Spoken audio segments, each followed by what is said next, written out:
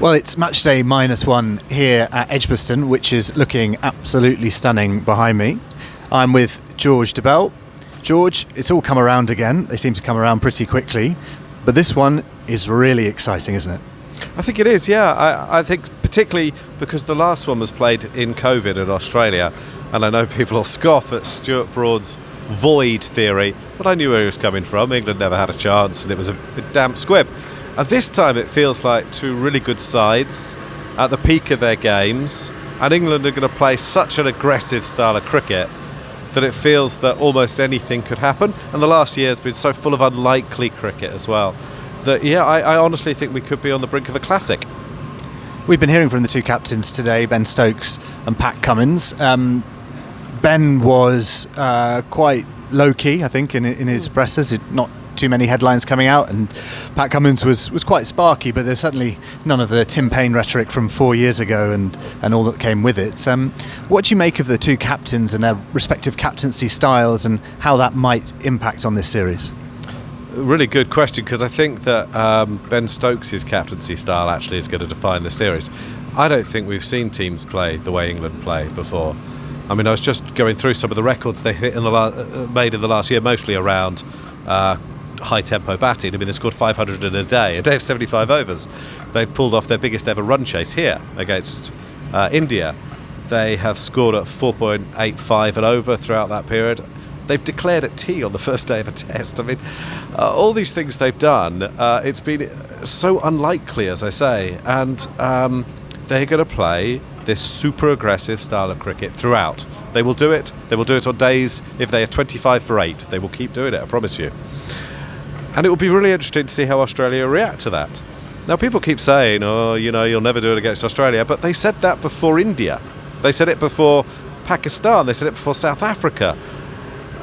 You know, they keep doing it, England, and it's going to be fascinating to see if they can do it against this very good Australia attack. Now, the pitch here looks very flat, very full of runs, which should enable England's batters to play that style of cricket. But whether they are then able to bowl Australia out, I don't know. So what Australia need to do is not be sucked into the English method. They need to keep playing their very high-quality cricket, play themselves in if that's what they want to do. You know, Labuschagne and Smith in many ways are very traditional cricketers, and not be sucked into the sort of high-tempo cricket that England played. Now, every other side England have played have been rattled. At some stage or other they've been rattled, and their egos get rattled as well, and they try and counteract. I think it will be really interesting to see if that happens, and I think it might. Australia are obviously in a quite remarkable purple patch of form, not just the recent World Test Championship victory, but over the last 2 years under Cummins they've been producing results regularly and performances regularly. So where is the weakness in this Australian side in an Ashes series in England? There aren't obvious weaknesses. They're a very, very strong side. I mean, look at their middle order. 3, 4, 5 are rated 1, 2, 3 in the world in the batting, and they seem to have this decision about whether they could leave out Stark or Hazelwood. I mean, wow. So they're a very strong side. Traditionally, you know, we know that it's hard to win in England. We know they haven't won here for more than 2 decades. That's a big deal. We know that the ball moving laterally can cause even their very good batters to struggle. So you would think that if England could do that, that is an area where they could possibly prosper. But as I say, they have gone for these flat surfaces. That maybe takes away a wee bit of the home advantage. I mean, it's brave, it's very Stokes. So that will be an area. But one thing Australia have got this time is a top quality all-rounder. You know, in Green, he looks to me like a very special cricketer. And that gives them terrific balance. So, you know, you asked me what their weaknesses are. I don't know that they've got any. Are we going to see any draws in this series that aren't severely impacted by the weather? I mean, we don't really. No. Look, I can't tell you what the weather's going to do. I think it's going to rain a wee bit here on Sunday, but and it is a very flat wicket. But no, unless the weather intervenes in a really strong way, I don't think we will see any draws. And in a way, that's brilliant. I mean, Test cricket's never been so entertaining, and it just keeps getting better and better. It's impossible, isn't it, to predict this? Obviously, as part of our jobs, we're asked predict a scoreline, predict a series scoreline, and some series are much easier to do than others, or at least have a more educated guess. Is it possible to have an educated guess? I mean, I let my 2-year-old son do the one that we did for the magazine because I think he's got as much authority on that as I do. Well, if someone says 6-0, that's probably a clue they're going to get it wrong, isn't it? But all I would say is that if England win, it will have been a fantastically entertaining series. And I say that because they'll have to take Australia on. There is a possibility that Australia's bowlers will be too strong and that they will overwhelm England. That I think, I think that's a possibility. I don't think it's desperately likely, and I think that we should remember, as I say, that people have kept saying that the England bubble's about to burst, and they keep beating very good sides. What they've achieved over the last year shouldn't be underestimated. Winning 3-0 in Pakistan, it's ridiculous. That India attack that they thrashed here, scored nearly 400 in the fourth innings, that was a very, very good side. When they beat New Zealand 3-0 with those brilliant run chases, they just won the World Test Championship. So what they've done demands respect. The one area that you worry about England is the balance of the side and that Ben Stokes knee, and I know people keep talking about this, but I do think it's the area where the series is won or lost. If Ben Stokes can't bowl, I think England are in a bit of trouble. You've watched him in the nets this week. You seem to think that he's actually bowling all right, but we saw the strapping today. I mean, it is strapped and strapped and strapped. There's layers upon layers. Certainly won't be getting cold anytime soon. But do you feel that he can get through it? Does he feel that he can get through it? And he gave an answer in the press conference today which wasn't entirely convincing for it. Asked if he can give 100%, he said that he could give 100% of what he had, which is obviously a very different thing. So, you've seen him bowling. Do you feel like he is going to be able to contribute 20 overs in a test match? I think he'd probably contribute 20 overs in the first test match. I mean, the problem with this series is that it's 5 tests in 6.5 weeks, whatever it is. That is asking a lot of all of them. So how many players can keep going? I think the gap between the second and third and fourth are particularly difficult.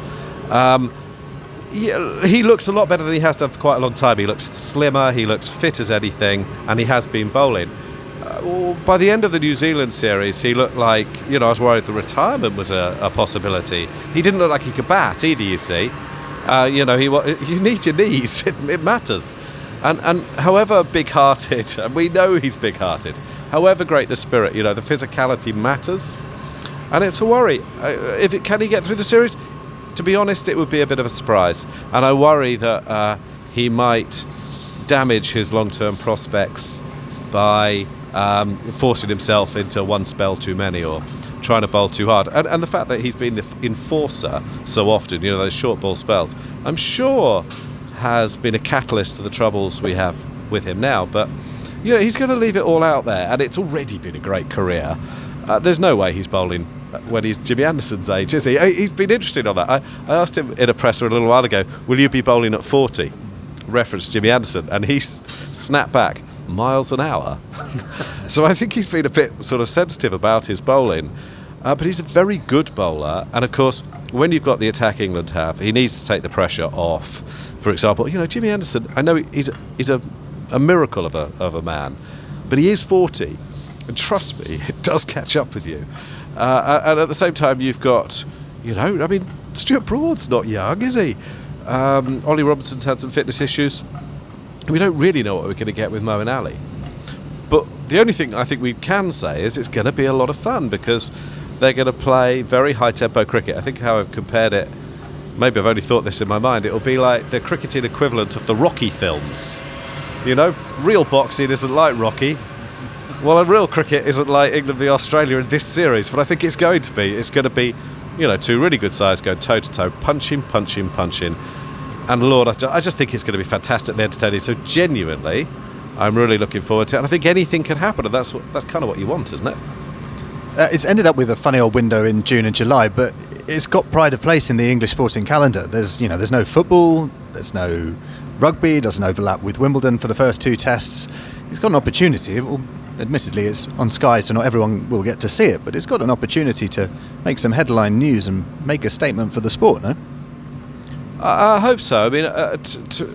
I think Test cricket's been in a really good state in terms of the product for quite a long time, to be honest. You have these occasional blips, but you can think of loads of series in recent times that England have been involved in anyway, which have been really, really good fun. Always the issue with English cricket is you just need people to see it. I promise you that if enough people see this series, they'll fall in love with it. It's a great sport, a great team. This team are particularly fun. It's particularly high octane. But you know that I could. I mean, how much fun was the Pakistan series? How unlikely was it? How unlikely was the last test they played against New Zealand? I don't know. I think if you looked through old Wisden's or Cricinfo scores, you would find a lot of examples of terribly entertaining Test cricket. And we always talk about it as if it needs another exciting series to show that it's vibrant and viable. I don't think it does. It just needs more people to see it. And the pay-per-view aspect, I know we're pay-per-view now, and you're a big fan of that, and that's fine. But it is an issue for cricket as a whole. But as I say, I think if people watch this England team, they'll fall in love with cricket. They're that sort of side. Yes, I am a fan of pay-per-view to sustain business, largely. This is where we disagree on various elements. No, we don't disagree. We don't disagree at all, and I'm all for me being paid. So I'm very comfortable not being in a management decision and position rather, and just having views.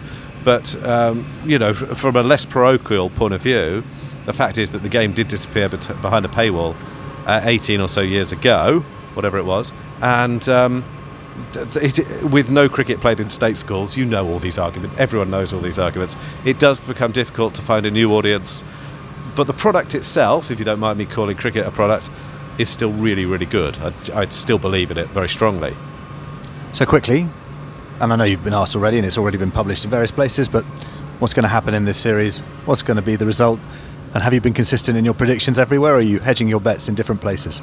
It's a really good question again, because I have always said, predictions are for idiots. I've no idea what's going to happen. If I'm honest, in the last few days, I've become more confident in Australia's ability, not least from watching them in the nets. And I'm not positive that the England choice of pitches is wise. I can't think of a series which England have won on, good flat batting wickets. Against Australia, I mean. Seems to play to their strengths. So my head probably says Australia, but I've been wrong so often in the last year with this England side. I would be delighted, genuinely, if they prove me wrong. And I know that Ben Stokes and that team are going to be true to the style they say they are. I know there are Australian people saying, they won't try it against our boys. They will. Promise you, they will. Even if they are bowled out for 20, they're going to keep punching. And that will be a lot of fun. There will be days when it comes off, because the England batting lineup's terribly, terribly talented and deep. So the main thing I just hope is it's a lot of fun. I hope it's competitive. And if England get off to a good start, anything could happen. But my head, if I'm honest, does say Australia. And that would be, it's a long time since Australia have won here. As we say, it's more than 2 decades. But it is almost a decade since England have won an Ashes series too, which is sometimes overlooked. Well, it's all building up to be a fascinating series, and George will be available every evening to answer your questions in Ask George, which isn't behind a paywall, so you can watch that for free. Do send some questions in via our Twitter and Facebook with the Ask George hashtag, and read his stuff on thecricketer.com throughout the Ashes series.